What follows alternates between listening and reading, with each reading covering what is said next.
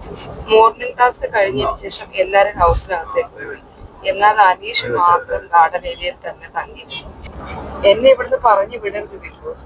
ഞാൻ ഇവിടെ സന്തോഷവാനാണ്. ഞാൻ ഒരുപാട് ഹാപ്പിയാണ് ബിഗ് ബോസ്. എന്നെ പറഞ്ഞു വിടരുത് ബിഗ് ബോസ്. ഞാൻ ഭയങ്കര ഹാപ്പിയാണെന്ന് ഒരുപാട് പ്രാവശ്യം പറയുന്നുണ്ട് അനീഷ്. എനിക്ക് ജീവിതത്തിൽ കിട്ടാവുന്നതിൽ വെച്ച് ഏറ്റവും പരമാവധിയാണ് ബിഗ് ബോസ് ഇവിടുന്ന് കിട്ടിയത്. ഞാൻ ഹാപ്പിയാണ് ബിഗ് ബോസ്. ഇവിടെയുള്ള എല്ലാ കാര്യങ്ങളും എന്റെ മനസ്സിൽ മായാത്ത മുദ്ര പതിപ്പിച്ചതാണ് ബിഗ് ബോസ്. ഇവിടെയുള്ള ഓരോ കാര്യങ്ങളും എന്റെ മനസ്സിന്റെ ആഴങ്ങളിലേക്കാണ് ചെന്നെത്തിയിട്ടുള്ളത് ബിഗ് ബോസ്. എന്റെ ജീവിതത്തിൽ എനിക്ക് ഈ വീട് മറക്കാൻ പറ്റത്തില്ല ബിഗ് ബോസ്. എന്നെ പറഞ്ഞു വിടരുത് ബിഗ് ബോസ്. ഞാൻ സന്തോഷവാനാണ്, ഞാൻ ഹാപ്പിയാണ്. എന്നെ പറഞ്ഞു വിടരുത്. ഇങ്ങനെ തന്നെ ആവർത്തിച്ച് പറഞ്ഞുകൊണ്ട് നിൽക്കുകയാണ് അനീഷ്. ബാക്കി എല്ലാ കണ്ടസ്റ്റന്റുകളും ലിവിംഗ് റൂമിലേക്ക് പോയി. കുറച്ച് പേര് കിച്ചണിന്റെ ജോലികളിലേക്ക് തിരിഞ്ഞിട്ടുണ്ട്.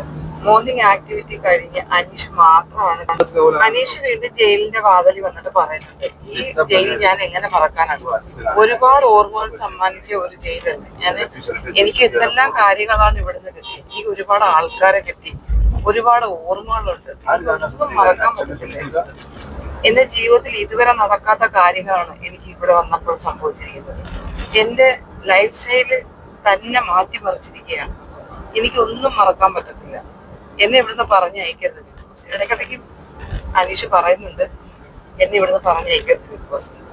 അനീഷ് ജയിലിന്റെ വാതിലിലേക്ക് വന്നപ്പോൾ തന്നെ നമ്മുടെ ബിഗ് ബോസിന്റെ ക്യാമറകൾ ജയിലിനകം ഫുള്ളിങ്ങനെ റൊട്ടേറ്റ് ചെയ്ത് കാണിക്കുന്നുണ്ടായിരുന്നു.